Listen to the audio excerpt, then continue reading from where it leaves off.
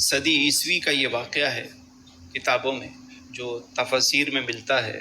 ایک بادشاہ تھا جسے دقیانوس کہتے تھے۔ ہمارے یہاں بھی کہا جاتا ہے کوئی پرانی بات ہو تو کہتے ہیں کیا دقیانوسی باتیں لکھ کر بیٹھ گئے، پرانی بات مطلب پرانا بادشاہ تھا۔ مگر وہ قوم کو بت پرستی کی طرف بھی ایک اور بھی معاملہ جو ان کے ہاں تھا، جو دعوے تھے ان کے جھوٹے، اس کی طرف راغب کرنا چاہتے تھے۔ تثلیث کے بھی وہ قائل تھے کہ 3 خدا ہیں۔ یہ جو نوجوان تھے ان کے ہاتھ میں کوئی انجیل کا پرانا نسخہ لگ گیا اور ان کو پتہ چل گیا کہ خدا وحدہ لا شریک ہے، اس کا کوئی شریک نہیں ہے۔ انہوں نے کہا چاہے تم ہماری گردنیں اتار دو، ہم تمہارے کہے ہوئے دین کو قبول نہیں کریں گے، ہم اس خدا کو مانتے ہیں جو زمین اور آسمان کا مالک ہے۔ اچھا، چونکہ یہ تھے بڑے گھرانوں کے، امیر گھرانوں کے تھے، شاہی خاندان سے تھے، تو بادشاہ نے کہا کہ صرف 3 دن کی مہلت ہے، مان لو ورنہ تمہاری گردن اڑا دی جائے گی یا تمہیں زندہ جلا دیا جائے گا۔ اب 3 دن کا جب ٹائم ملا تو یہ سارے باہر نکلے اور ایک جگہ سب جمع ہو گئے، جو جتنے صاحب ایمان تھے سب جمع ہو گئے، اور انہوں نے کہا کہ بجائے اس کے کہ ہم اپنا ایمان بیچیں، بجائے اس کے کہ ہم اس بادشاہ کی غلامی کریں، ہم جا کر کسی غار میں پناہ لیتے ہیں۔ سارے نکلے، جب جانے لگے تو راستے میں ایک چرواہا ملا، اس نے بھی ان کے متعلق سن رکھا تھا۔ وہ کہنے لگا بھائی آپ کیوں جا رہے ہو، مجھے بھی ساتھ لے چلو۔ اس کے ساتھ اس کا کتا بھی تھا، یہ بھی ساتھ جائے گا کہ بھائی یہ تو وہاں جا کے بھونکے گا، یہ شور مچائے گا تو کسی کو خبر ہو جائے گی، تو کتا بھی تو کتا تھا نا۔ اس نے زبان قال سے تو نہیں، گویا زبان حال سے کہا ہوگا کہ بابا میں وہ کتا نہیں جو اللہ کے ولیوں پر بھونکوں،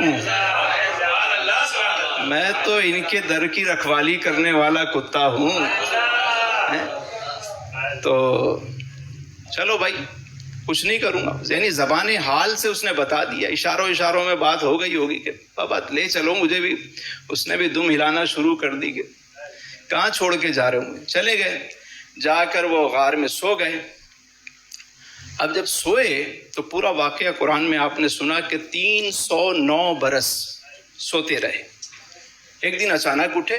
اچھا، پیچھے یہ ہوا کہ وہ بادشاہ جو تھا دقیانوس وہ تو مر گیا، کئی اور بادشاہ گزرے، کیونکہ 309 سال کا عرصہ گزر گیا، اور پھر ایک بڑا اچھا نیک صالح بادشاہ جو ہے نا وہاں آ گیا، اس کا نام تھا بیداروس، اس کی حکومت تھی۔ اچھا، اس کے دور میں ایک بڑا مسئلہ کھڑا ہو گیا۔ کچھ لوگ کہتے تھے کہ حشر ارواح ہوگا، حشر اجسام نہیں ہوگا، یعنی جسم کیسے وہاں جمع ہوں گے میدان محشر میں، وہاں تو حشر ارواح ہوگا، روحیں جمع ہوں گی، جسم تو گل سڑ جائیں گے، اور جب جسم گل سڑ جائے گا تو اس کو دوبارہ زندہ کون کرے گا، یہ کیسے ہوگا۔ اب یہ بحث چل رہی تھی۔ بادشاہ نیک آدمی تھا، اس نے دعا کی کہ میرے مالک کوئی ایسا سبب کر دے کہ یہ مسئلہ حل ہو جائے۔ اب دیکھیے حسن انتظام کیسے ہوتا ہے۔ ادھر یہ اٹھے، اچانک ان کی آنکھ کھلی، سارے بیدار ہو گئے، ایک دوسرے سے حال احوال کیا، عبادت کی، ایک دوسرے کو دیکھا، سب بالکل فریش، مطلب 300 سال کا عرصہ لیکن سب فریش، تر و تازہ بالکل۔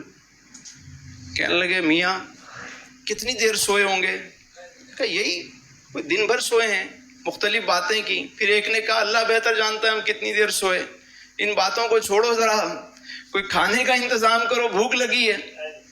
کیونکہ جیسے ہی بیدار ہوئے تو فطری تقاضے جو تھے وہ بھی بیدار ہو گئے۔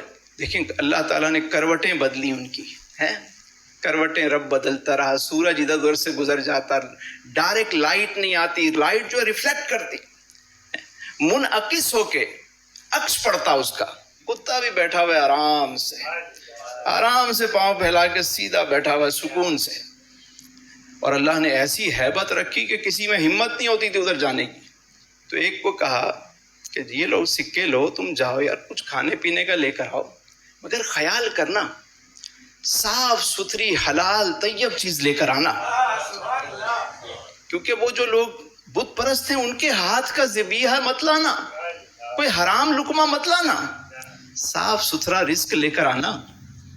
ولایت کے یہی دو اصول ہیں، سچ بولنا اور صدق مقال، اور چاہے بندہ کچھ بھی کر لے، اگر یہ دو چیزیں وہ نہیں کرتا تو اس کو روحانیت یا عبادت کی لذت حلاوت مل ہی نہیں سکتی۔ بہنوں کا حق کھا رہا ہو، بھائیوں کا حق کھا رہا ہو، کرپشن کر رہا ہو اور نیک حاجی نمازی بن کے گھومے تو اس کا کوئی فائدہ نہیں ہے بھائی۔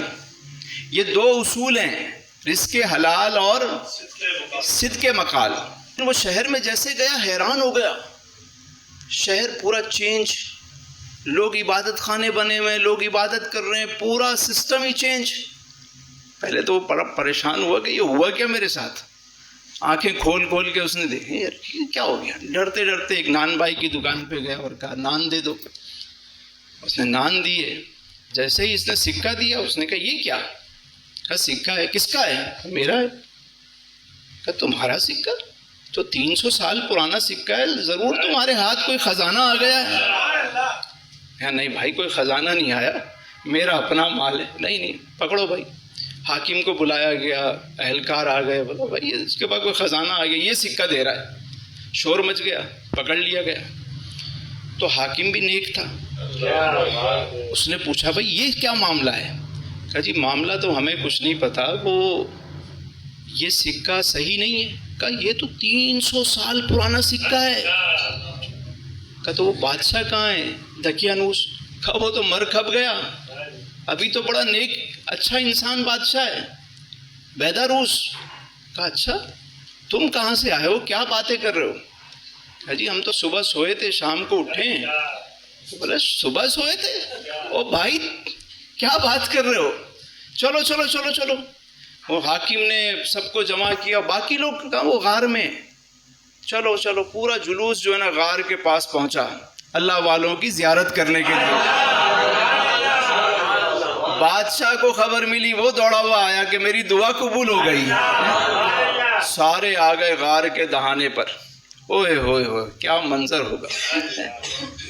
اور اچھا وہ جو ان کے ساتھی تھے وہ سمجھے کہ شاید ہمارا ساتھی پکڑا گیا اور یہ ہمیں گرفتار کرنے آ رہے ہیں، لیکن جب وہ سب آئے اور سارا احوال بتایا گیا تو انہوں نے بھی اللہ کا شکر ادا کیا کہ اللہ تعالیٰ نے کیسے مردے کو اللہ تعالیٰ زندہ کرے گا۔ 300 سال، کتنے؟ حضرت عزیر علیہ السلام 100 سال تک سوتے رہے۔ دیکھیے آپ اللہ کی مرضی ہے۔ اور آپ یہ بھی دیکھیے کہ نیک لوگ جو ہوں گے اللہ والے، قیامت کے دن جب ان سے پوچھا جائے گا ہاں بھائی کتنی دیر سوئے تھے، وہ کہیں گے یہی کوئی عصر اور مغرب کے مابین۔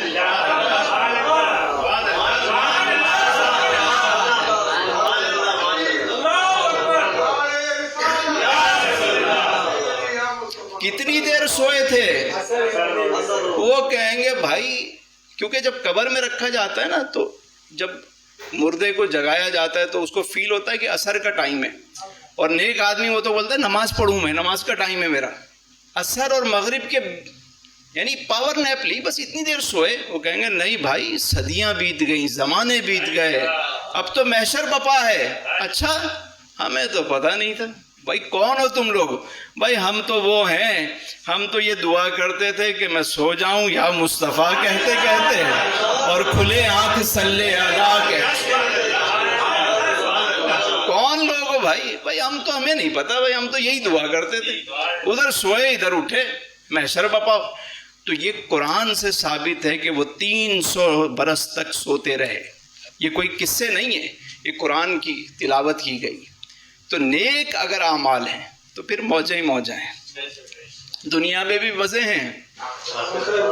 اور پھر ایک بات اور سن لیجئے، اس کے بعد ہم اپنی بات کو مکمل کریں کہ دیکھیے اس کتے نے اللہ والوں کا ادب کیا،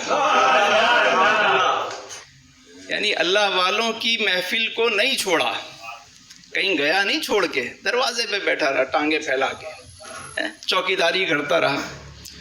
تو کبھی کسی کو اگر اللہ والوں کی محفل میسر آ جائے اور کہیں اس کی ڈیوٹی کسی جگہ پہ بھی لگ جائے تو اسے اس جگہ پر بیٹھنے میں فخر محسوس کرنا چاہیے۔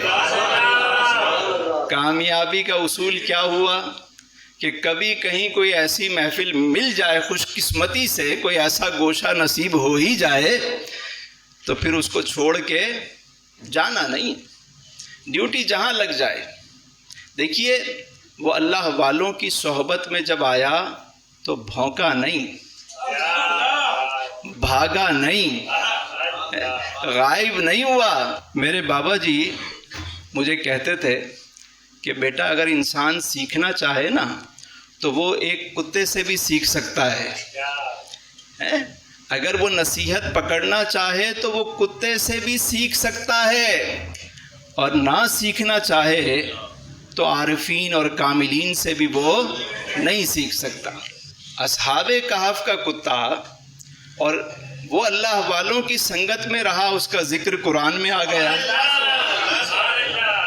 قرآن میں جس دل اندر عشق نہ رچیا،